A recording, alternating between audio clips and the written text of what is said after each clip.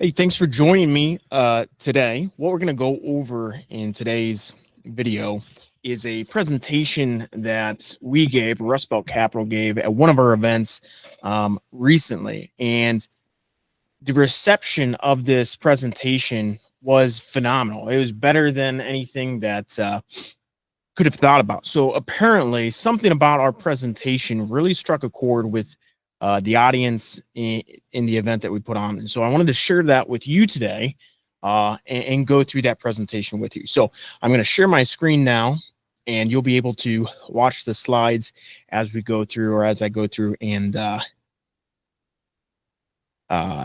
talk. Okay, so we started off and asked a question. So I'll ask the question to you. In 10 years, will $1 have the same purchasing power as it has today, as a dollar has today? So you can think about that. And maybe you think this is a dumb question, but you're probably going to say, quite obviously, Stephen, no, a dollar 10 years from now will not have the same purchasing power or buying power as it does today. Because what have we experienced in the last several years? Well, we've experienced this thing called inflation, where prices continuously get higher.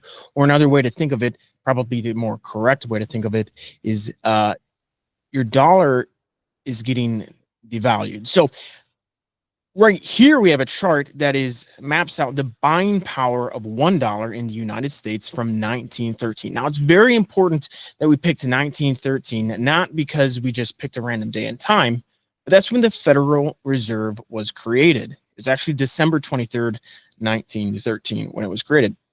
And what that allowed is this thing called fractional reserve banking. As a matter of fact, if you take a dollar out of your pocket today and you look at it, there's going to be a little black emblem that says Federal Reserve banknote. Before 1913, the dollars that we use today, they did not exist. They were not a real thing. Okay. So when the Federal Reserve was created, it would set the table for what is called fractional reserve banking. And essentially, without getting into the weeds on what that means, is that it allows the government or an organization of the government to lend money into existence. Long story short, it makes it so that your dollar loses value. Okay, so I could pose another question. If I asked you, where does the government get most of your money from, or get most of their money from, what would you say? Most people would say or think that it comes from taxation. But in reality, the government, the federal government, gets most of its money from borrowing. It prints it into existence. And if you look at the expansion of the supply of money in the last 4 years, 1/3 of all dollars in existence didn't exist 5 years ago or 6 years ago at this point. Okay. And as a matter of fact, there's not there is more money in existence than paper dollars that are circulating around because of this thing called fractional reserve banking and lending things into existence. We don't need to get into the weeds, but the reason I'm bringing this up is that I can show you this chart, of the buying power of $1 in 1913 versus today. It's lost 99% of its value. So your dollar is going to zero, and it will continue to do so. And it brings us up to today. The reason we're talking about that is it plays very heavily into where we are today in January of 2025. Okay, so let me just timestamp this video to make it relevant to this period. Okay, in September of 2024, the Federal Reserve began cutting interest rates. Now, they don't have total control of interest rates, but they do have control over short-term interest rates. And so they started cutting interest rates. They cut them by eventually 100 basis points or 1%. But what happened? The open market interest rates, or the 10-year treasury, which is an open market interest rate, it is the yield is determined by market participants, went 100 basis points higher, 1% higher, almost a -1 correlation with what the Federal Reserve is doing. Now, the Federal Reserve is probably cutting interest rates because they're very aware of this first slide and the devaluation of the dollar, and that the government has funded itself with debt so much. So they're trying to lower the interest burden for the federal government. However, we've had the reaction from the open market is that interest rates exploded higher. Why? Because the open market is not dumb. They know what's going to happen.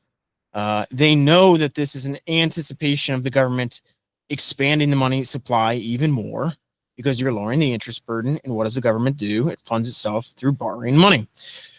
So it's very interesting that this correlation or this relationship has developed, because it almost has never done that before. This is extremely rare and extremely bizarre. Okay. Now we can move a little bit and we can look at the S&P 500 or the stock market. And we've seen over the last 4 years this just crazy appreciation. It's appreciated, or it's went up 82% over the last 4 or 5 years, which is an annualized return of like 15%. This is very not normal for the stock market. And then if we look at the valuations or more fundamentals like the price to earnings ratio, it's at 27 for the SPY or S&P 500. Okay, historically that's very high, right? And then you look at the cash payout, the yield that is being paid. It's a 1%, right? Pathetic. Like, that's a super low yield. And you're like, how is it doing this? Like, it doesn't really make, does any of this really make sense? And it actually does make sense. Why? Because of the debasement of the dollar, the devaluation of the dollar that we talked about in the first slide, that we can continue to see in the second slide that shows the reaction of the open market debts rates, or the open market interest rates, to the Fed cutting, meaning they're probably going to deflate the dollar even more. So when they're going to deflate or devalue the dollar, it makes sense that the asset values go up. Like, look at what housing has done. Housing exploded higher, but that makes sense because people are trying to get out of the dollar and get into something that they're hedging themselves essentially. So almost kind of makes sense, not necessarily from a fundamental earnings capacity, but from a currency capacity on why the S&P or why the stock market's going up so high. Now, when we look at this, we can see the debt expansion of the government. In the last 4 years, the government has expanded debt by 31%, right? They've grown their debt by 31%. But what's concerning is that the GDP, or gross domestic product, has only grown by about 27%. Now, government spending is accounted for in the calculation of GDP, right? So if government debt is increased by 31% and the GDP is only increased by 27%, something's not quite right in that relationship. Okay. And that brings in, or that explains a lot of this weird dynamic that we're seeing between the haves and the have-nots, almost two different economies, right? For lower end people, or people who make all of their money through work, their wages haven't really gone up, and they might feel tight financially, right?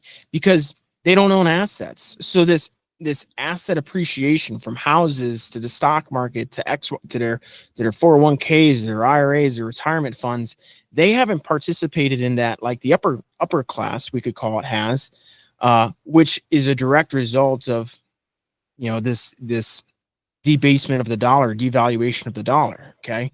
This chart right here, the buying power of $1 since 1913 to 2023, is actually very cruel. It's a redistribution of wealth. It takes from the have-nots and gives to the haves, right? It's cruel.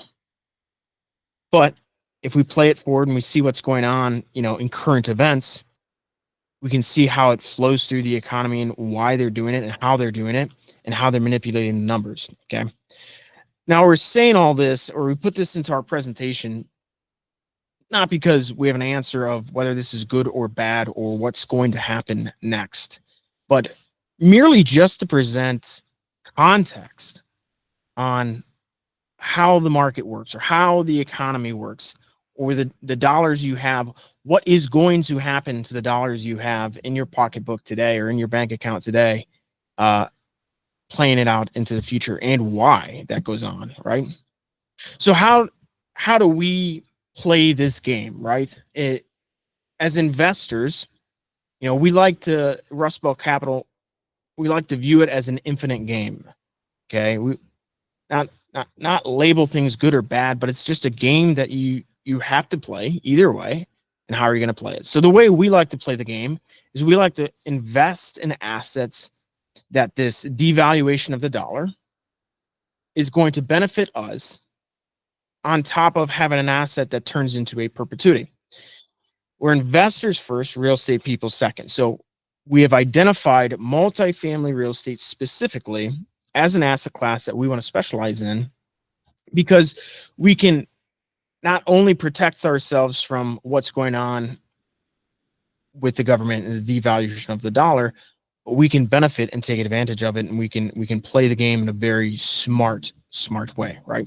So why would somebody invest with Rust Belt Capital? Why do our investors already invest with us? It comes down to things like leverage, scale, our expertise, our access to deal flow and information that is otherwise not attainable. There's no hassle for them, right? They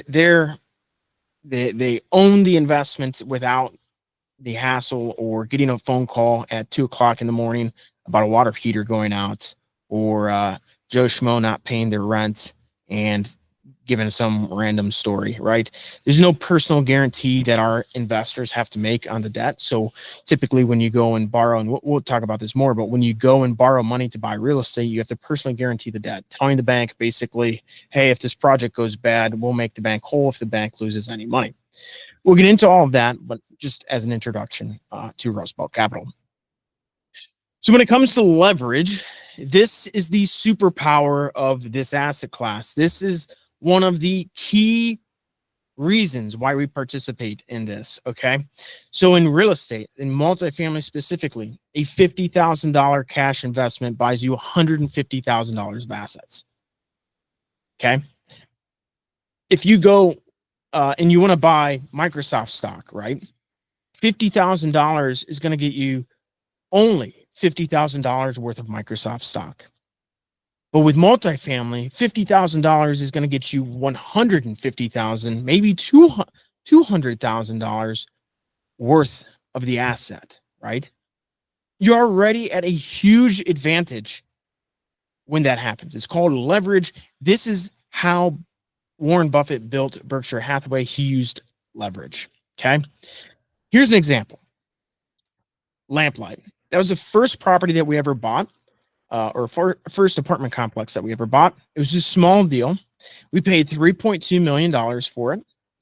That was the purchase price. We put $900,000 down in terms of our investment, our cash investment. We borrowed the balance or the rest from the bank. How much did we as investors, this is a question to you, how much did we as investors pay for this property, Lamplight? Most people would say 3.2 million.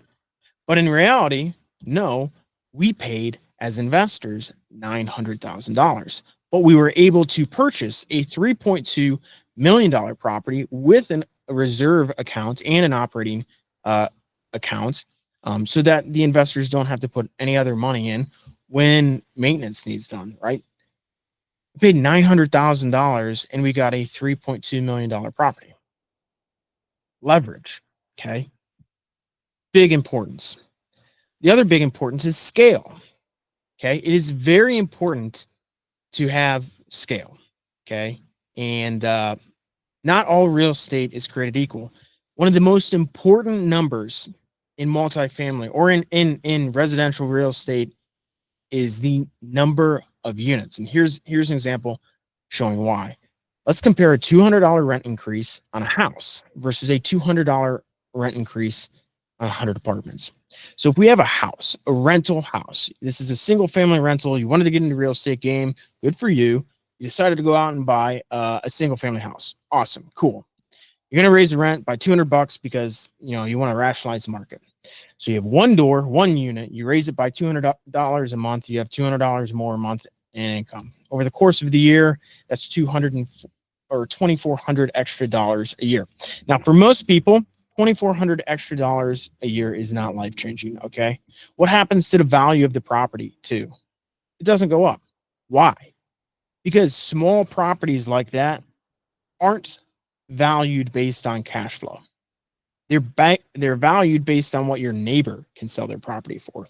So if Johnny sells his house for 200,000, which is your neighbor, and then some other guy down the road or some other girl down the road sells her house for 210,000, your house, say it's relatively the same as those two, is probably worth only 200 and some $1,000. Okay. There's nothing you can really do in terms of the cash flow, in terms of this, to change the value of the property. And $2,400 extra dollars a year is not life changing enough for the hassle or the garbage that you're going to deal with. It's not. Now let's compare it to 100 units. So we have a 100-unit apartment complex. We raise the rents across the board by $200 a month. So we have 100 units times 200. That means every month we have $20,000 of new net income. Why new net income? Because our expenses have not increased, but our revenue has increased. Multiply that by 12 because we're annualizing it. That's $240,000 of new net income, new cash flow a year. Is that life-changing? That's way more significant than $2,400. Okay. But that's not even the most important part here, because we've actually increased the value of the property because we have scale. Okay. So we take 240,000, we divide that by what's called a cap rate or a capitalization rate. Say it's an 8 cap, super conservative. That means that we increased the value of this property by $3 million. Okay. So we could go to the bank now. We could say, hey, Mr. or Mrs. Banker, we've increased the value of this property. We've done some improvements to it. It has a better cash flow profile. We'd like to refinance. We'd like to get a higher or restructure a debt and pull some debt proceeds out. They take a look at it. They do their math. They say, okay, yeah, we'll give you an additional $2 million. Okay, so we've increased the value by 3. The bank will loan us $2 million. And in that case, we've pulled years of this $240,000 forward, right? Yeah, we could wait and just collect an extra $240,000, or we could pull that forward and get it today. Now, why would you do that? You would do that because you want to go reinvest it in something else. Okay. When you go reinvest it in something else, now I don't have to wait 5 years to earn that money.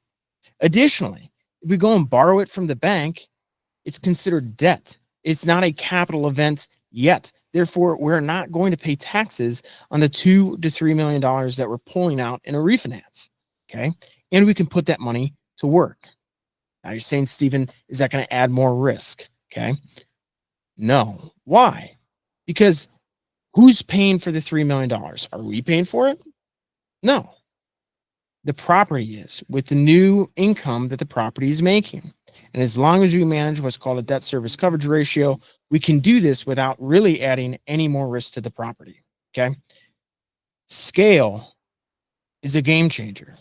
That's why we do multifamily and we don't mess with single family. Okay. Expertise and access. I wrote a book and I'll pull it down.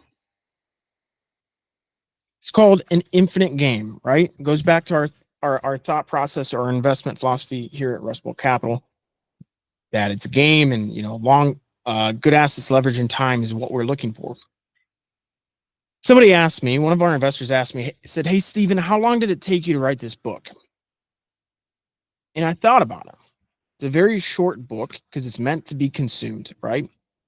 It's meant to be very easy. And it probably took me only 3 months to actually type out the words that are on the pages. But to actually have all the knowledge that's in this book, easily digestible, make it very useful, it took years. It probably took the better part of 8 years to come up with all the information to write this book. Okay. By investing with us, when our investors invest with us, they get access to that expertise and knowledge without having to go through the 8 years themselves. You immediately made it faster. Immediately, you expedited your learning curve, and you get the benefits of that without having to wait 8 years. Just like with the $3 million in this last example, and pulling it forward, we pulled years worth of income forward. Boom, immediately like that. Can't do that with a single family, can do that with multifamily. Pulled it forward. Our investors invest with us because they get access to that knowledge, those that took years and years and years and years. Immediately it gets pulled forward. That's a very smart thing to do. That's extra leverage for them, right? So you get years of practitioner knowledge. Think of, if I knew then what I know now. You ever have a situation in life that you're like, hey, man, I would have done XYZ different had I known then what I know now. Okay. It took you years to develop that, and you wish you could have done it something different. You get access to that now. You don't have to wait years. Deal flow. Every week we see a enormous amount of deals come across our desk. How? Why? Because we have developed relationships with brokers, with operators, with bankers. It takes years to develop those relationships, and they send deals to us to take a look at. Okay. We also pay for subscriptions to software that lets us do, prospecting and looking for things. How many times have you seen on realtor.com a 100-unit apartment complex for sale? What about LoopNet? Maybe you've heard of LoopNet. LoopNet might be okay, but typically we see those deals way, way, way before they ever hit LoopNet. Okay. Yeah. So CoStar. That's not the only thing that we do or have access to, but if you wanted to get access to this software system, it's literally thousands a month. Okay. You get access, or the benefit of the access of that information, just from working with us. Hassle. There's a hassle factor, right? So most of our investors, whether they're in their late 30s, their 40s, or their 50s, they have families and kids, right? And where do you want to spend your time? Do you want to spend your time chasing a tenant? Do you want to spend your time uh, changing a water heater when you get a water heater call? Or do you want to spend your time going to your kids' soccer game, football game, volleyball game, taking them on a vacation and unplugging? Okay. We deal with all that stuff. And a lot of times we'll talk to people who are selling their assets. Maybe they have 50 units, maybe they have a 50-unit apartment complex, but they're still getting out. Why are they getting out? Because 50 units isn't enough to hire somebody to deal with that, to run interference with the tenants. And so a lot of times you're doing it yourself, or maybe you hire a third-party property manager, but you don't have enough scale yet to get any real big discount on price. And then somebody's still got to manage the manager, right? Them raising the rents an extra $100 a month across the board doesn't make them remotely as much money as it does the person who owns it. And it's a lot of extra work. Okay. So they're not incentivized to push the asset and work the asset as well or as hard as somebody who's the investor. Okay. And if this isn't your primary job, if you're not going to do this all day, every day, then the odds of you optimizing an asset and truly making the money that you should is very low. Okay. So we talk about, where do you want to spend your time, and then another thing is cash management. So say you go out and you buy a single family house. It's a great thing. You get all the check when it comes in every month, the first of the month.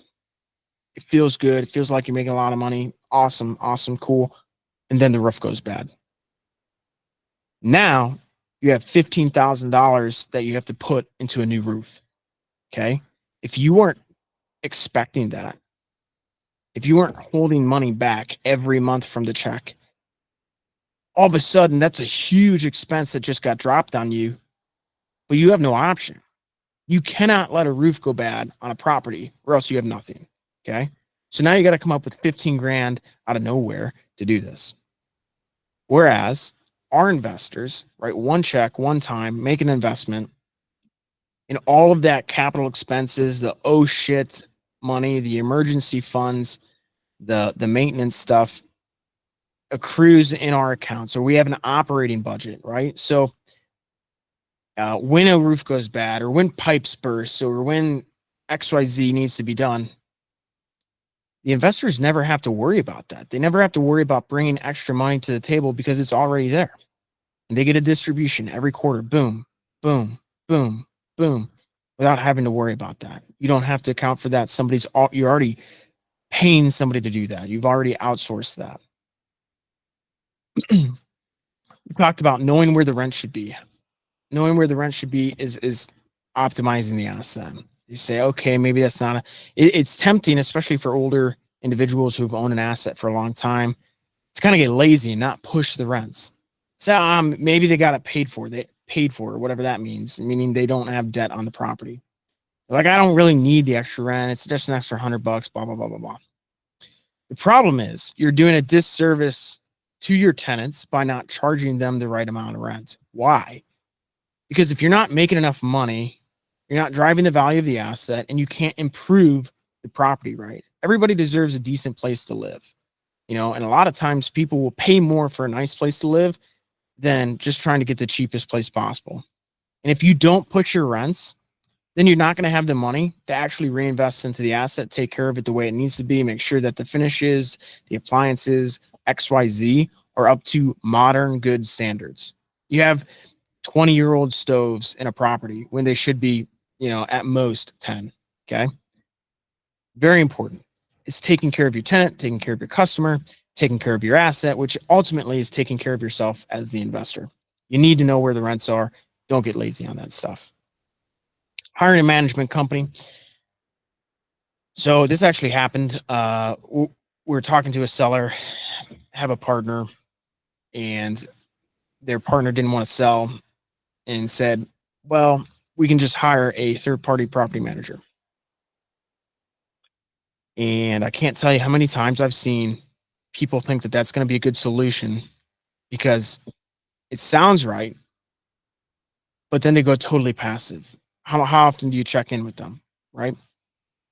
Problem becomes a third-party manager is not going to care about your asset as much as you are. And unless you're willing to work hard, work the management company, ask the tough questions, have those conversations, and interact with them every single freaking week, you can take a good asset and get into a nightmare situation really fast.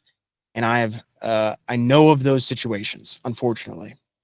And then to turn it around, you can, but it's a lot of extra work. It's a lot more headache. It's a lot of money, very expensive.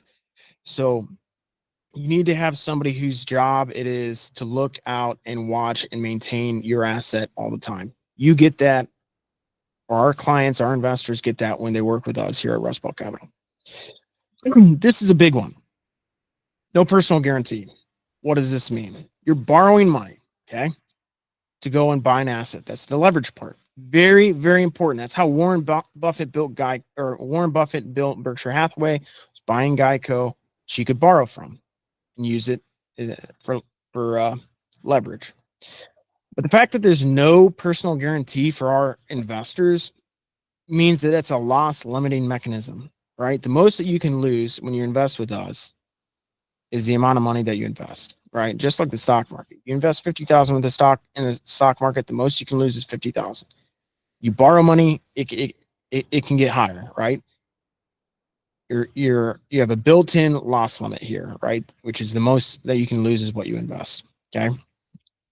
Margin call risk, extremely low. So when you borrow money to invest in stocks, which you can do, it's a very bad idea to do though. You're exposed to what's called margin risk. So based on the volatility of the stock price, if you've borrowed money, your broker might call you at one point in time and say, hey, you need to do a margin top off. You need to put more money in your account because you're at risk of losing our borrowed or our lent out money to you, right? You have a very short period of time to do that, okay? In the real estate business, it's a possibility as well that happens. But the way we operate and the way we structure the deals and our conservative approach and philosophy, we hedge this off big time. You know, how do we do that? Number one, we don't gamble or bet on interest rates. So we lock in long-term fixed rate debt. Why? Because we're not trying to make money on the interest rate. We're trying to make money on great operations of a good asset on a good purchase. Very different than the way other operators do. Okay. If they have a floating rate interest and it goes from 4% to 8%, all of a sudden there's a possibility that they're going to call you and say, hey, we need more money in this deal because we're about to lose it because our interest is too high and we need to pay down the debt. The way we operate, it's very unlikely that that's going to happen. Okay. Sure, it's possible, but we do everything we can do to mitigate that as much as possible. We too are investing our own money in every deal we do because we believe that's the way to do it. And that's why we're buying these assets, because we want to invest in them, right? The additional thing is we carry more reserve cash or more operating cash in our operating account on each property than is probably standard or normal. And we do that because we want to be able to hold on to an asset even in the worst or roughest times. Because if we can do that, then we're going to come out on top. As long as we can hold on to the asset, we're going to make money and we're going to do well. So we went through a case study, right? Like I can talk about, or we can talk about all of this stuff, but what does it look like in practice? What does it look like in real life? So we'll go back to that first property that we bought, Lamplight. It is 64 units. It was a Cardinal construction style. That really doesn't mean much to most people unless, you know, they're really nerdy about real estate. I'm apparently really nerdy about real estate, so it means much, but it's a type of construction. So when we bought it, the rent going in, the average rent going in was $527 a door between studios and one bedrooms. In this specific market, one bedrooms are incredibly easy to rent, and they bring a premium over two bedrooms. Our projected rent looks like this. So for the studios going in, it was $425 a month. We thought we could get $480. For one bedrooms, it was $562. We thought we could get $615. Basically, we said if we can get $50 extra a month in terms of rent push, dude, we're killing it. We're doing awesome. That's great. Fast forward 3 years. Where are we at? So going in when we bought it was $527 was the average rent per door. Today, right now, the average rent per door is $654. We're up $127 a month per unit. Okay. And on renewal leases, our one bedrooms are renting at $775 and our studios are at $600. Huge gains. Huge gains. What's this look like in terms of dollars and cents? So we have 64 units. We got $127 per month rent bump, meaning our new free cash flow is an additional $8,000 a month, right? Multiply that by 12, that's $97,000 of new income per year. And that's great. 97,000 extra dollars is cool. But what's our real goal, right? We want to pull that money forward. So we take 97,000, we divide it by our cap rate. In this case, we're going to use 8 just to be very conservative. And in that case, we've made $1.27 million. Remember earlier what I said, at least on paper, remember earlier what I said about how much did we actually pay for this property? 900,000. And on paper, we're up 1.27 million in 3 years. That's a huge gain. Benefit here. For us to realize this, we have plenty of different options, but the best one would be to go back to the bank, restructure our debt, pull this money out, because we can avoid paying taxes, or we can delay paying taxes, and then we can go reinvest the proceeds into a new project or a new real estate investment.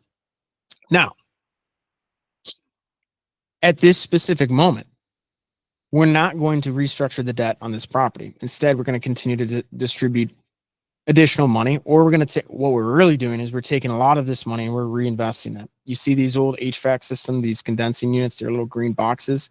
Those are all original. We're replacing all of them in the property. So it has all brand new HVAC systems. We're remodeling units, doing more than normal. Why? Because we're pushing the value of the property because we're not going to restructure the debt yet because interest rates are so expensive. It's a better use of our money to go reinvest into the quality of the asset, pull the asset up in terms of quality, because that reduces our capital expenditures or our maintenance costs down the road. So when we do refi this, because we got an opening from interest rates, it makes our operations less risky and easier in the future. Now, why did this work for us? Market specific knowledge. We tracked this deal. We knew about it for a long period of time. We know the exact tenant profile that wants to rent these types of units. We knew the difference between the demand on a studio, the demand on a one bedroom, and the demand on a two bedroom. We knew the difference in the premiums, the spreads, which is just the difference between what a one bedroom rents for versus a two bedroom rents for. What's the spread? What's the per square foot spread? Okay. One bedrooms are the most in demand or the most valuable unit type in this specific market. Scale. More units is better than fewer units. Okay. We get access to better debt, even better debt than what you can get on your house. We have the ability to do what's called a cost segregation study. That's we hire a accounting firm and an engineering firm. They come in and they do a bunch of calculations per the IRS tax code to depreciate the value of the asset quicker. So typically when you buy residential property like this, you have a 27 and a half year depreciation schedule. And depreciation is just taking its useful life down, right? The IRS says that it's losing value as time goes on. This isn't really true, but they let you take a deduction and write off or write it against your income. Okay. What this accounts for, what this ultimately ends up in, is tax savings for an investor. A cost segregation study is just magnifying those tax savings up front instead of taking it over 27 and a half years. We don't want to wait longer than we have to, basically. These are expensive, so they make sense on large projects. They don't make sense on single family. Okay. Better insurance. When you get more scale and you get a track record, you're going to probably get better insurance than one by one single family houses. Better operations speaks for itself. Higher efficiency. When you get more doors, the types of buyers, when you're trying to exit and sell the property, more doors, especially when you get to 100 plus, it attracts bigger, more sophisticated buyers that'll give you a better exit valuation, right?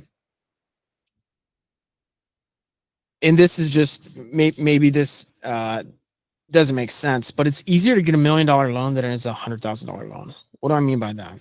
If you're a bank, put yourself in the shoes of a bank. It's going to take the same amount of time roughly to talk to somebody who's trying to borrow $1 million as it is 100,000.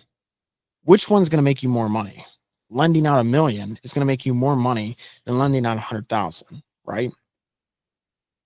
They care more about the $1 million than they do about the 100,000.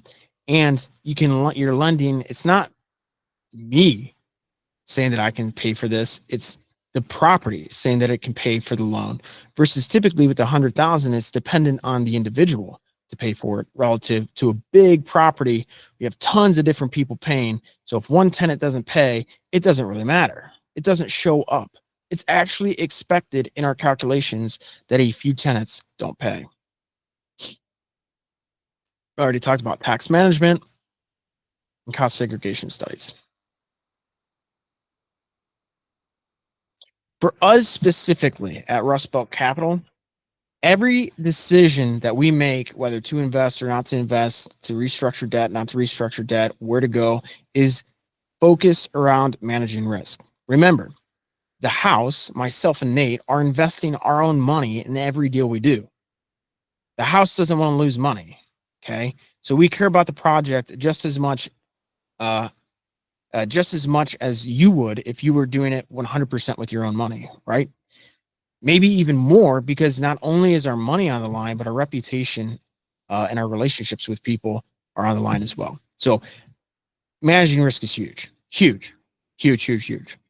In this book that we have, there's a whole chapter that talks about managing risk. Okay. It's incredibly important. Debt service coverage ratio and consumer risk. Talk about it in depth. The difference between, would you want to own a single site Rite Aid versus, you know, a 64 unit apartment complex? What's the difference? The consumer, the end user, who's your customer? Yeah, a big company like Rite Aid was maybe a good customer or whatever, but you have one customer, and if they go broke or they have a trouble and they can't pay you, your income stream gets cut to zero. Versus when you have 64 units and one person can't pay you, you've already accounted for it in your math. You expect somebody to have a problem paying you. Okay. And I talked about elasticity of demand and supply. Elasticity of demand, right? One consumer, if you have say a Starbucks, that building is specifically built for Starbucks. It's very hard to find another person that or another company that wants to go into that building, right? Your demand is more elastic versus housing is a need. You can't not have a roof over your head. Okay. So it's a lot more inelastic, similar to insulin, right? We finished off our presentation. And in this case, I'm going to finish off with you talking about other projects that we've done. The most difficult one we did was a 22 unit project. Today, we only look at projects that are pretty much 100 units plus, right? If they're really close to another asset that we own and they're 50 units, we'll look at them. If they're lower than 50, we're not going to look at them, okay? Because it's managing risk, okay? A 70 unit property is less risky than a 20 unit property, generally, right? So we're just showing here the rent growth or the rent push we were able to get. Sometimes we have different strategies. It's not always just push rent. It could just be improve operations. It could be cutting fat in the expense line items. It could be, hey, we just need to take care of deferred maintenance and find a property that wants to be offloaded from a seller that's trying to reposition their portfolio. Why? Why would they want to do that? Because when you get to this scale, operations is huge, right? So if you find a big company that has a few properties that are spread out from its core locations or its core market cities, it's not unlikely that they're going to want to offload those, and they might be able to do that, or they might be willing to do that at a very reasonable price because it's not worth their hassle, especially if they're super big and it's not that meaningful of a property. That was the case of our most recent acquisition. Lastly, if you do have questions or you want to have a discussion or anything like that, leave it down in the comments below, and I'll respond to you. But overall, this is a presentation that we did. It was really supposed to only last 30 to 45 minutes most. And at the most recent event that we did, it lasted an hour and 45 minutes. People had so many questions and they were so engaged. We ended up having a lot of commitments out of this. But I'm just I want to put this out there to help people understand what we do at Rust Belt Capital, understand multifamily. Maybe you're not going to be an investor with us. That's fine. Take the knowledge, take our thought process, think about it. Get a copy of this book, An Infinite Game. You can get it on Amazon. It's at print cost. I think it's $5, man. Giving it away. It's free. Maybe I'll put that in the comments as well. And thank you for watching.